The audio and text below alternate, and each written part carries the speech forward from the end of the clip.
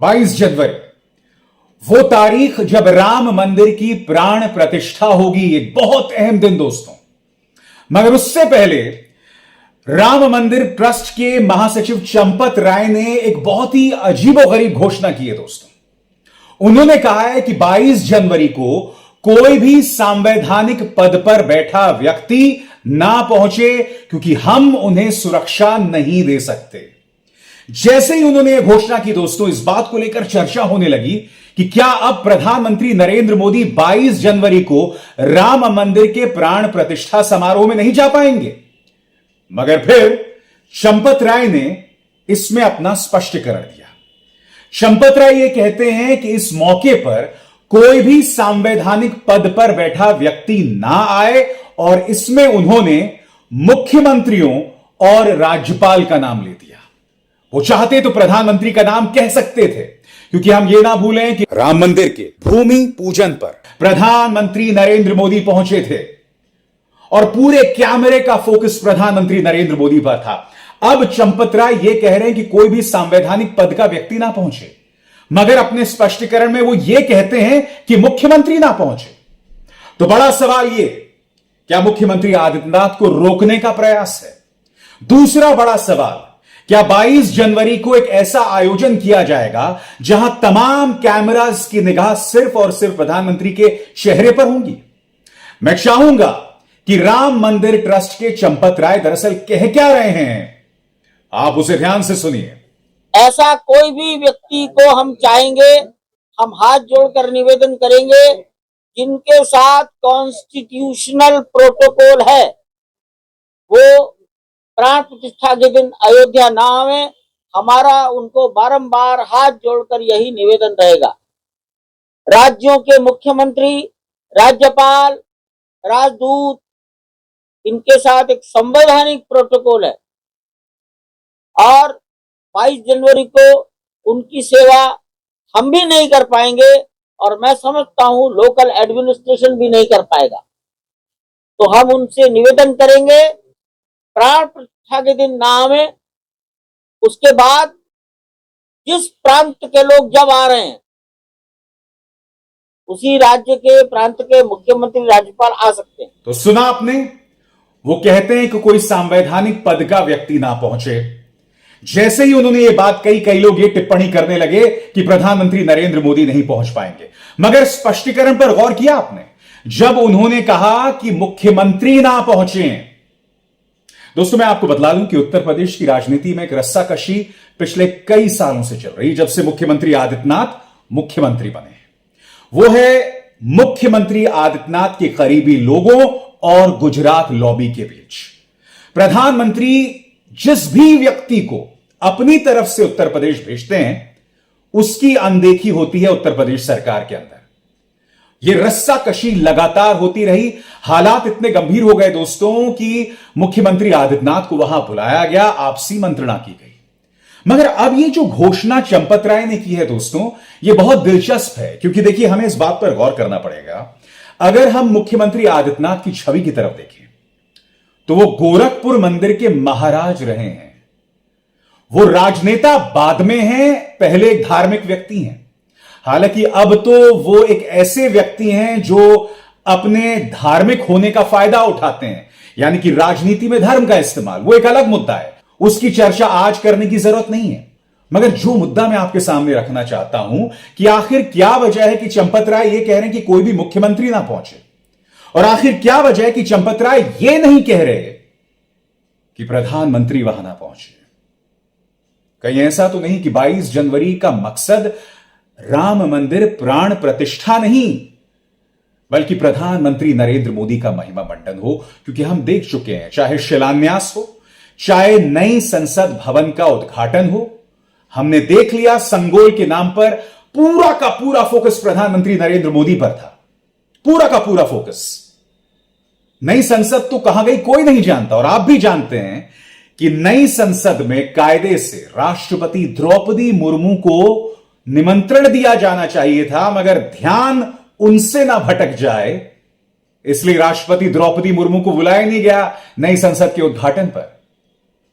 जो कई लोगों को बात अटपटी लगी थी, और यह ना भूलें, जब प्रधानमंत्री नरेंद्र मोदी संगोल के सामने नतमस्तक हुए थे, तब संसदीय कार्य मंत्री का एक बयान आया था कि संगोल युग में महाराजा संगोल के सामने नतमस्तक होते हुए उन्होंने प्रधानमंत्री के लिए महाराजा शब्द का इस्तेमाल किया था। आज ये सवाल पूछना जायज हो जाता है कि क्या राम मंदिर में राम लला से बड़े या भगवान श्री राम से बड़े प्रधानमंत्री तो नहीं हो जाते ना।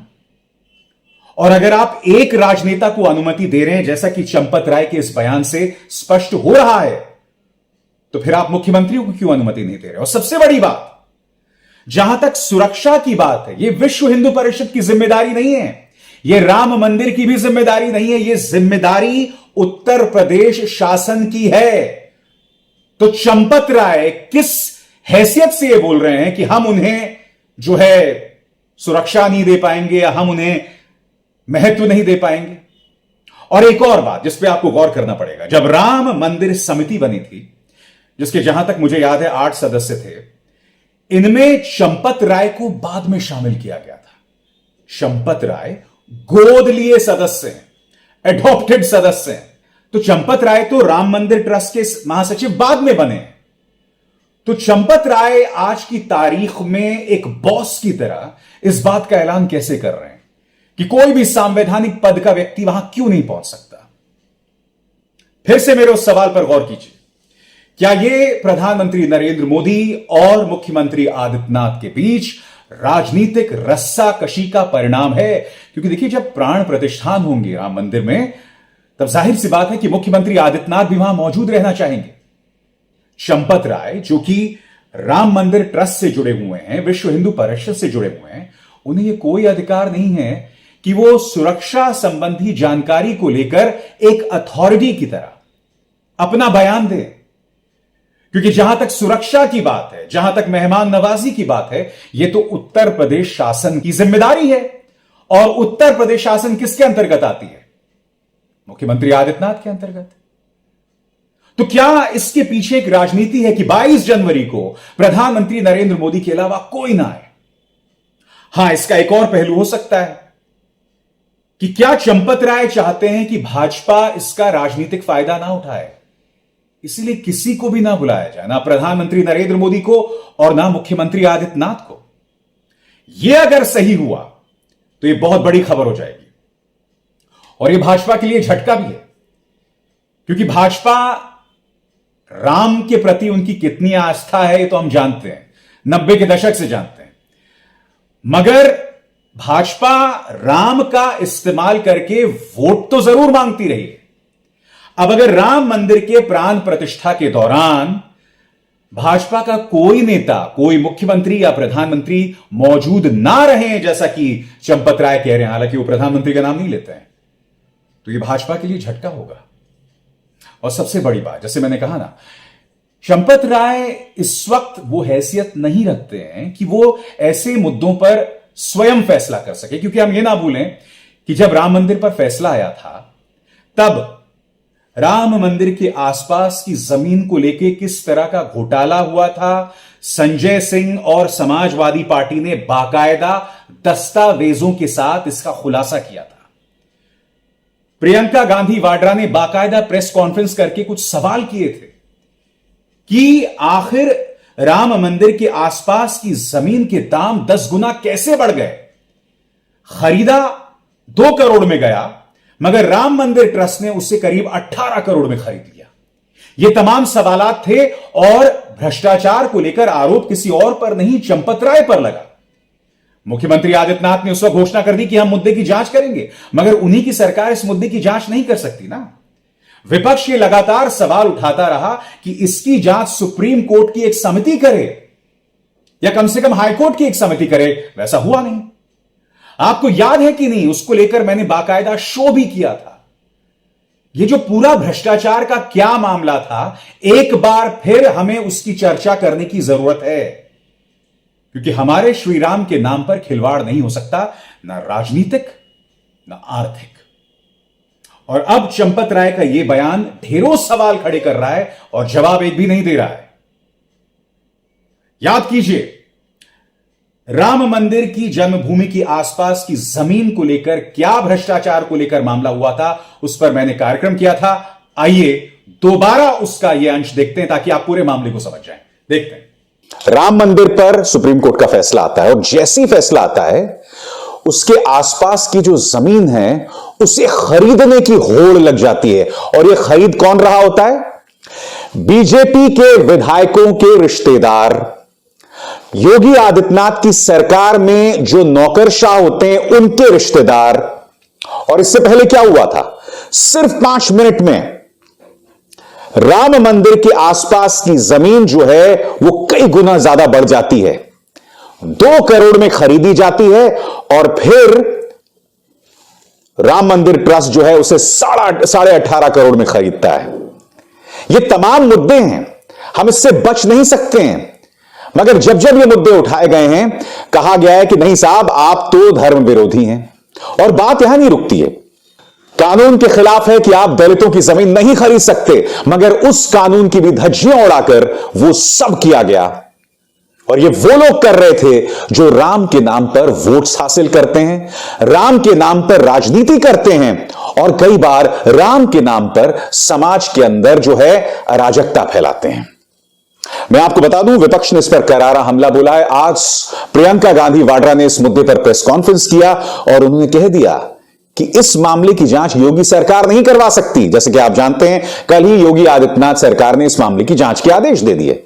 उन्होंने कहा कि वो मामला है जिसमें योगी आदित्यनाथ सरकार से जुड़े नौकरशाह, उनके अपने विधायक जुड़े हुए हैं, इसलिए इसकी जांच उच्च न्यायालय द्वारा की जानी चाहिए। क्या कह रही है प्रियंका, आप खुद सुनिए। जांच कौन कर रहा है?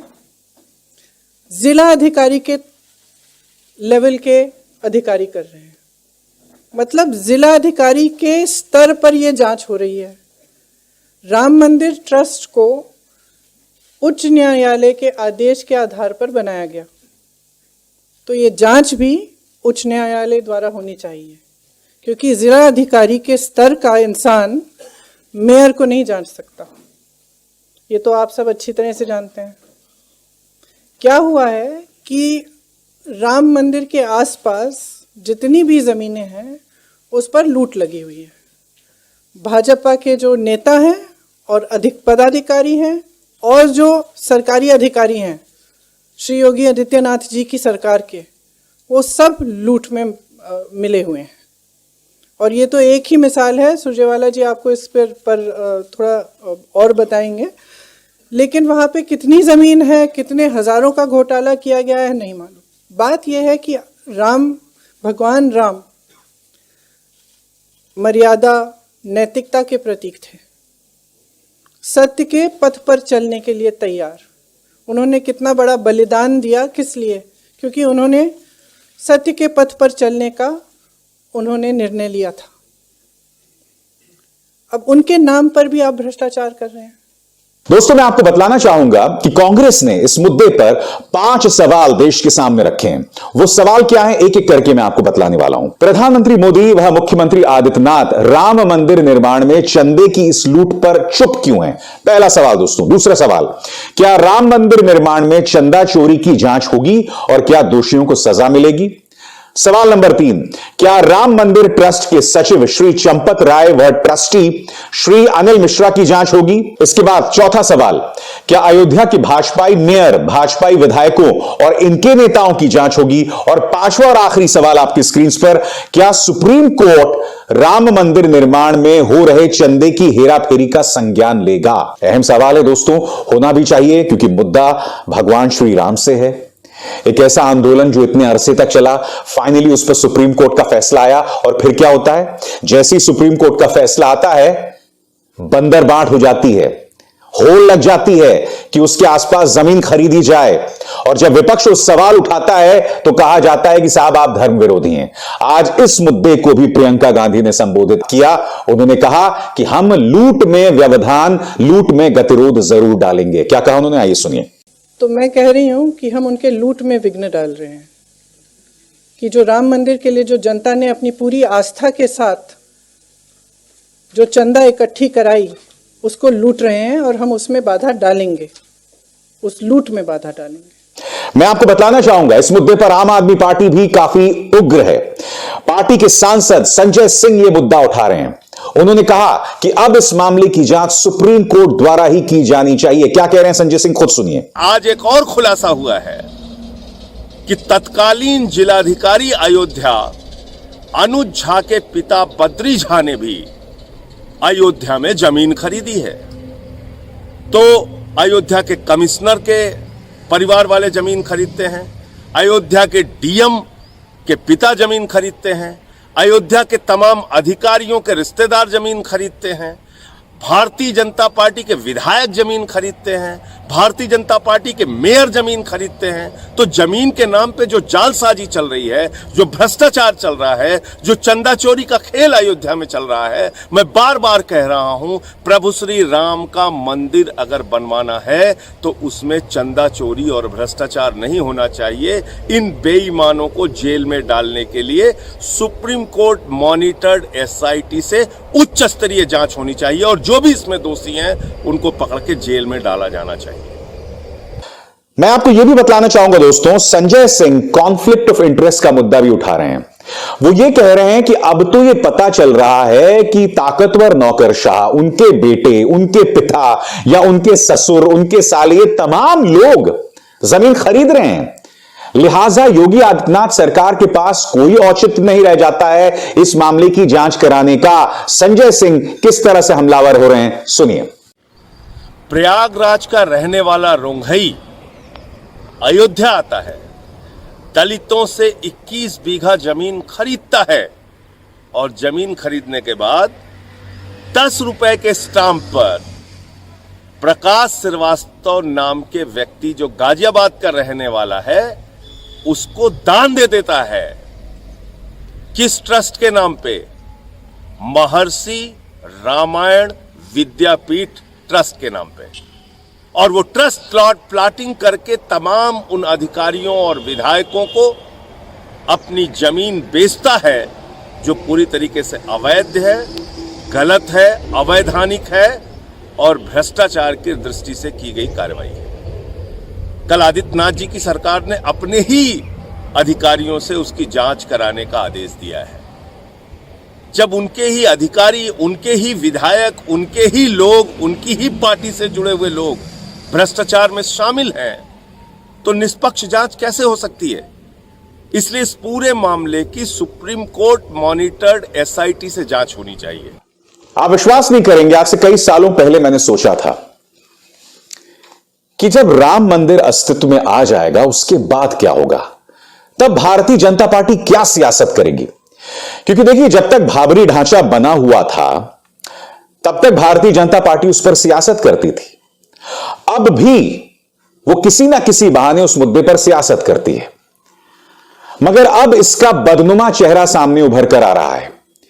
आदित्यनाथ सरकार इस मामले की जांच करवा रही है, जिससे पता चल जाता है कि कहीं ना कहीं दिल में चोर बैठा हुआ है और कहीं ना कहीं गड़बड़ हुई है। नहीं तो आप इस मुद्दे पर भी कह सकते थे कि साहब देखा, ये लोग मंदिर के निर्माण में गतिरोध पैदा कर रहे हैं। इन्होंने ये नहीं कहा इस बार। वो समझ रहे हैं कि जनता पूरे खेल को देख रही है। जनता देख रही है कि 90 के दशक से आप लोग भगवान राम के नाम पर सियासत खेल रहे हैं। अब मैं आपसे दोबारा सवाल करता हूं दोस्तों, भ्रष्टाचार के इन आरोप की अब तक कोई जांच नहीं हुई। चंपत राय को किसी समिति ने, जहां तक मुझे याद है, नहीं बुलाया, उनसे पूछताछ नहीं की, मामला दफन हो गया, कोई मीडिया सवाल नहीं कर रहा है। अब चंपत राय यह कह रहे हैं कि भाई कोई भी संवैधानिक पद पर बैठा व्यक्ति वहां ना पहुंचे। पहली बात, चंपत राय जी पूरे सम्मान के साथ, यह आपकी जिम्मेदारी भी नहीं है, यह तो उत्तर प्रदेश शासन फैसला करेगा ना कि वहां कौन पहुंचेगा या कौन नहीं पहुंचेगा। यानी कि मुख्यमंत्री आदित्यनाथ यह फैसला करेंगे। और मुख्यमंत्री आदित्यनाथ मुख्यमंत्री होने के अलावा गोरखनाथ मंदिर के महाराज ही रहे हैं, लिहाजा इस मौके पर वो भागीदारी चाहते हैं। तो क्या उन्हें दूर रखा जा रहा है क्योंकि उन्होंने मुख्यमंत्रियों का नाम लिया? और क्या इससे जुड़ा हुआ है राजनीतिक रस्साकशी का सवाल जो मुख्यमंत्री आदित्यनाथ और प्रधानमंत्री नरेंद्र मोदी के बीच चल रहा है? या फिर जो मुख्यमंत्री आदित्यनाथ और गृह मंत्री अमित शाह के बीच चल रहा है? क्योंकि सवाल तो उत्तराधिकारी का है ना कि प्रधानमंत्री नरेंद्र मोदी के बाद कौन? आज मैंने आपके सामने सिर्फ सवाल उठाए हैं दोस्तों, और इन सवालों के जवाब दिए जाने चाहिए। राम हमारे विश्वास का प्रतीक है, हमारी आस्था का प्रतीक है। उसके साथ कोई खिलवाड़ नहीं कर सकता, उस पर कोई राजनीति नहीं कर सकता। और अगर आप इस पर सवालों के जवाब नहीं चाहते हैं तो आप भी एक राजनीतिक पार्टी का पिछलग्गू बनकर उनके प्रचार को आगे कर रहे हैं। आपका राम मंदिर से कोई लेना देना नहीं है, न राम से कोई लेना देना है। अभिसार शर्मा को दीजिए इजाजत। नमस्कार।